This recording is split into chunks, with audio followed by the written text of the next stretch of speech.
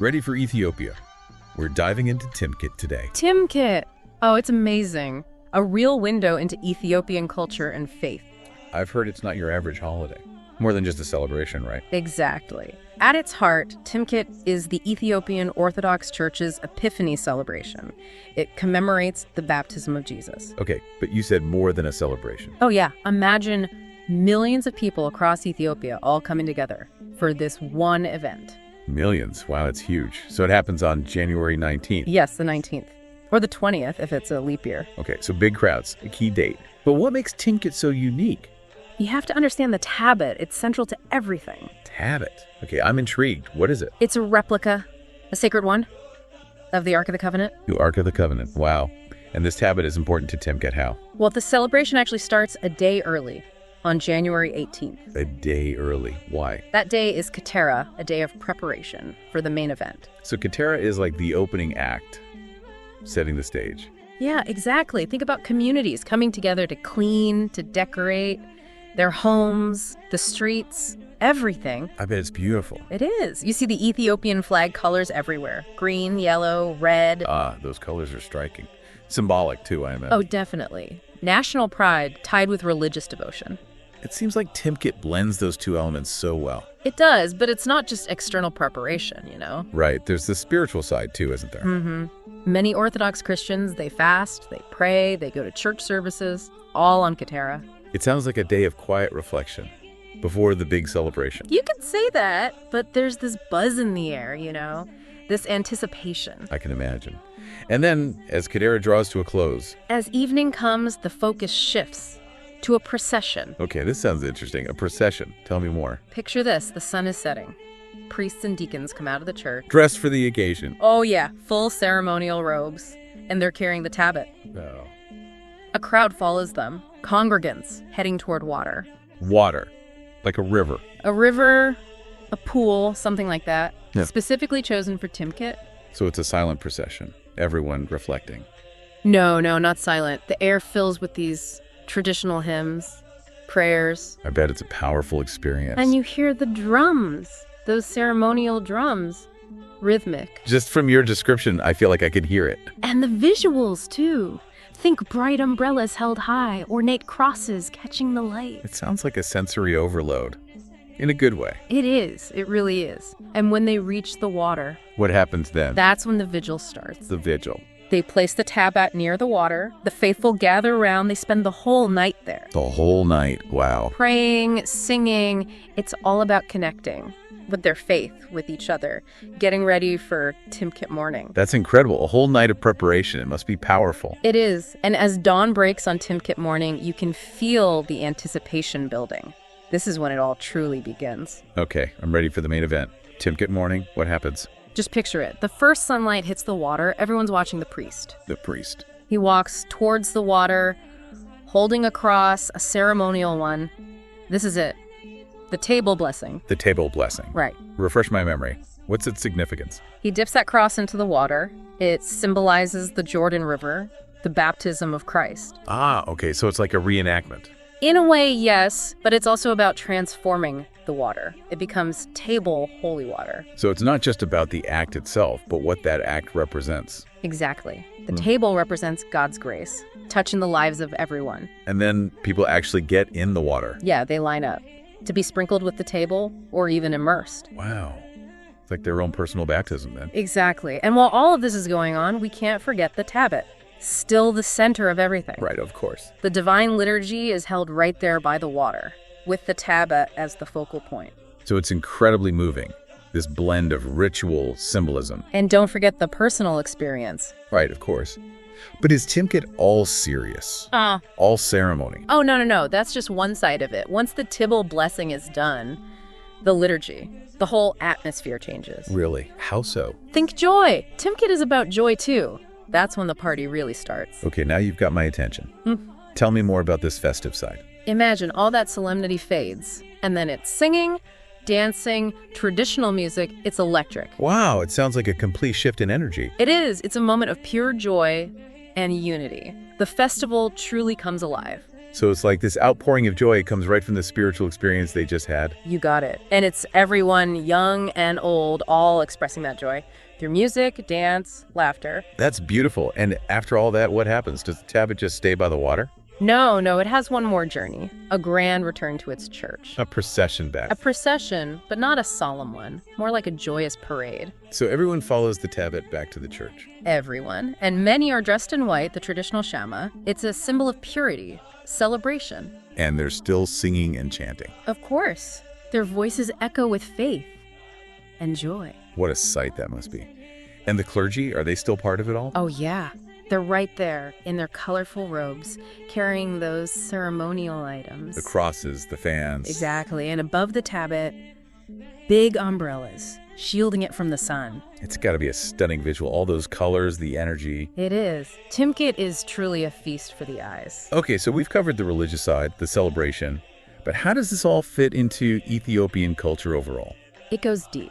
Timket isn't just a religious holiday. It's a symbol of Ethiopian identity, a time to celebrate their heritage, connect with their roots. So it's like a national reunion almost. In a way, yes. And remember those colors, green, yellow, red. They're everywhere during Timket, a reminder of national pride and unity. Right, it's like a visual representation of that unity. We're all Ethiopians celebrating together. Exactly. And aside from the religious ceremonies, there are other traditions. Festivities. Oh yeah, tell me more. What else goes on during Timket?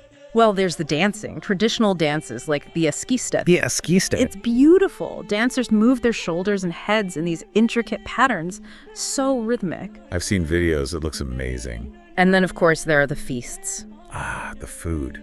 Gotta have food. Families and communities come together, sharing delicious Ethiopian dishes. What kind of food? Spicy stews, injera bread, fresh coffee. Stop. You're making me hungry. And the tej. You can't forget the tej. Tej, look at that. Traditional honey wine. It's sweet, tangy, a key part of Timket. It sounds like Timket is a real treat for all the senses. It is a truly immersive, unforgettable experience. And while Timket is everywhere in Ethiopia, there are some places Places that are particularly special. Yeah. Gondar, for example, their Timket ceremony at Facilities Bath. Incredible. Hundreds of people immersing themselves in the blessed water. Wow. I bet that's something to see.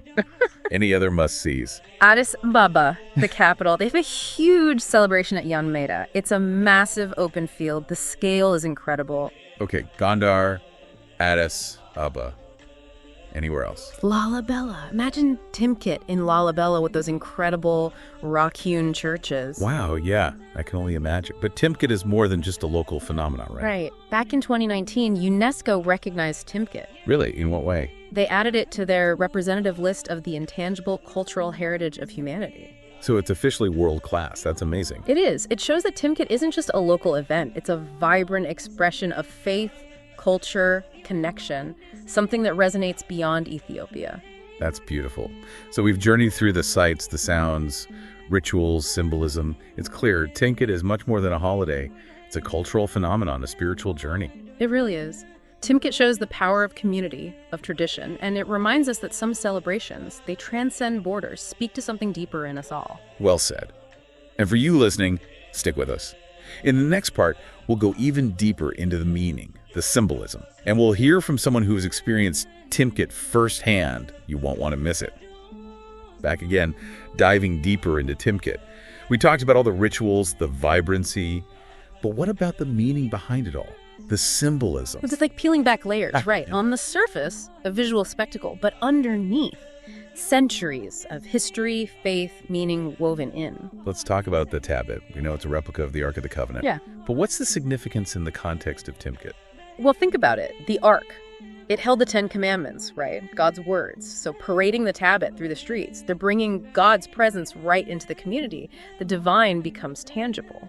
That's powerful. It's not just carrying a sacred object. It's about bringing the divine down to earth. Yeah, you got it. And that connection, it gets amplified during the all-night vigil, staying awake all night, praying, singing. That builds an intense spiritual atmosphere. It's like this palpable anticipation for Timket morning. Almost like they're preparing themselves, right, to receive the blessings of the next day. Exactly. And then there's the Tabot blessing. The priest, the cross, the water. It's a striking visual, but it goes deeper than that. Right. It's not just reenacting Christ's baptism. It's the blessing of the water, transforming it into the table. That has to hold a deeper meaning. It's about transformation, renewal. Baptism washes away sin, brings new life. So the table represents that. God's grace made real. And then, of course, people being sprinkled with or even immersed in the table. It's like a personal baptism. Each person getting cleansed, starting anew. Exactly. And what comes next? The joy, the singing, the dancing, all of that's an expression of that renewal, that feeling of being cleansed. So it's not just a random outburst of celebration. It's directly tied to this internal experience. It is, like they can't contain that joy. It spills out into music, dance, shared celebration. It makes sense why Timket is so enduring. It's not just what you see, it's what it all stands for. Faith, renewal, community, all intertwined. You're right. And let's not forget the historical context. Ethiopia, one of the oldest Christian nations, Timket is a living link to that past. It's carrying the torch, isn't it? Passing that faith, those traditions down through generation. Exactly. And that generational aspect is always so striking to me. You see it all. Children, teenagers, adults, elders, all participating, connected by this shared experience. Like a bridge, right? Uniting those generations. And it's not just generations, it's communities as a whole. People from all walks of life. Social status, background, none of that matters during Timket. So it creates this sense of shared identity, breaks down those social barriers. Precisely. And those colors, remember, green, yellow, red, that Ethiopian flag, it's everywhere. A visual reminder of their shared national pride, a unifying symbol. It's like a visual representation of that idea, right? We're all Ethiopians united in this celebration. Yeah. But we can't forget those other cultural elements woven in. The escorted dance, you mentioned it earlier. What can you tell me about it? The escorted. It's traditional, deeply connected to Timket. Imagine these intricate movements of the shoulders, the head. It's like a rhythmic conversation almost. I've seen videos. It's so expressive. Yeah. It's more than just entertainment, though, right? There's a deeper meaning there. Absolutely. The escorted. It embodies different emotions, stories. There are movements for joy, pride, flirting, even for battle. It's communication through movement, an essential part of Timket. So it's like a language, a way of expressing stories, emotions through dance. And speaking of expressing things, no celebration is complete without food. You said it. Timket is definitely a time for feasting. Picture families, communities coming together, sharing amazing Ethiopian food. Like what? Give me the details. Spicy stews, injera bread, fresh roasted coffee. That sounds delicious. I can practically smell it. And the tej. You can't forget the tej. Right, the tej. You mentioned it earlier. Honey wine, right? Yeah, traditional honey wine. Sweet, a little tangy, it plays a big role in the celebrations, a symbol of hospitality, shared joy. It sounds like Timket is truly a feast for all the senses.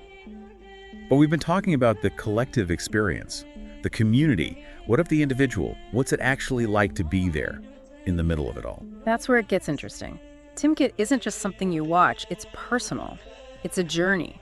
So it's not passive, you're swept up in it, part of it. Exactly. Whether you're being sprinkled with the table, joining the singing, the dancing, or just feeling the energy of the crowd, it's about connecting with something bigger than yourself. Like it has this power to change you, to take you out of your everyday life and open you up to something new. It does. For many, Timket is a time for reflection, to step back from everything and reconnect with their faith, their community, themselves even. It's a good reminder, isn't it? That sometimes the most profound experiences come from being part of something bigger than ourselves. But we're just scratching the surface here. We are. That's why in the next part, we're going to hear from someone who's been there, experienced Timket firsthand. They'll share their story, their insights, give us a glimpse into what it truly feels like. Welcome back. We've explored so much about Timket, the rituals, the symbolism, the energy, but now I'm excited to bring in another voice. Someone who's actually been to Ethiopia. Someone who's witnessed Timket firsthand. That's right. Our guest today has experienced Timket not just as a visitor, but through the eyes of the people who live it, who hold this tradition close. They spent time in Ethiopia, immersing themselves in the culture, talking to people about what Timket really means to them. Welcome to the show. Thanks for having me. It's great to be here to share some of my experiences. I'm eager to hear about your time in Ethiopia. What was it like to be there at Timket? What struck you most? Honestly, the first thing that hit me was the energy, the devotion. It's everywhere. It's not just something you watch, you know? It's something you feel. It's in the air. You mentioned talking to Ethiopians about Timket. What did they share about its personal significance? For a lot of people I spoke to, Timket was more than a holiday. It was part of who they are.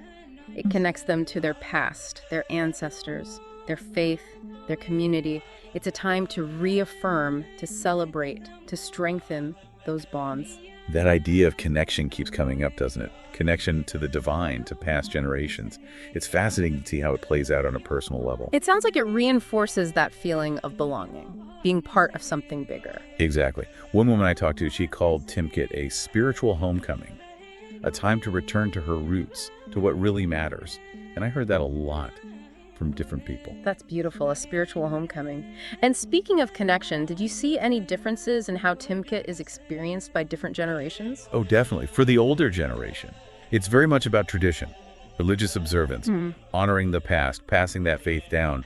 But for younger Ethiopians, I felt like it was also about expressing their identity in a modern world, keeping the traditions alive, but bringing their own energy to it. Traditions evolve, don't they? The core remains, but they adapt. It's not static, it's alive.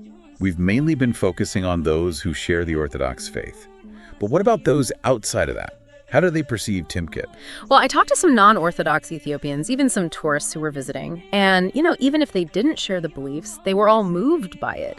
The beauty, the energy, that sense of community, it seems to touch something deeper, something universal. That's the amazing thing about Timket, isn't it? It transcends those boundaries. It reaches people on different levels. It speaks to that human need for connection, for belonging. We've talked about the meaning, the cultural significance, but what about the experience itself, the sensory part of it? What did it feel like to be there, immersed in Timket? That's the hardest part to explain. Imagine you're surrounded by all these people, dressed in white, their faces lit by candles, the sunrise, the air smells like incense, and then the sounds, the chanting, the drumming. It's like all your senses are on high alert. It's unlike anything I've ever known. You really capture that essence, don't you? It's not just what you see, it's what you feel deep down. It reminds us that the most powerful experiences, sometimes they're the ones that stay with you long after they're over. As we wrap up this deep dive, I'm left with this feeling of awe, inspiration. Timket, it's clearly so much more than a holiday. It's a cultural phenomenon, a spiritual journey. It shows the power of community, of tradition. And the power of the human spirit, our need to connect, to find meaning, to belong. Beautifully said. This has been a truly enriching journey. And to our listeners, if you're feeling that spark of curiosity, keep exploring. Learn more about Timket, the history, the symbolism, the personal stories. You might even be inspired to experience it yourself one day. I wouldn't be surprised. Thanks for joining us on this deep dive. Until next time, keep exploring, keep learning, and keep diving deep.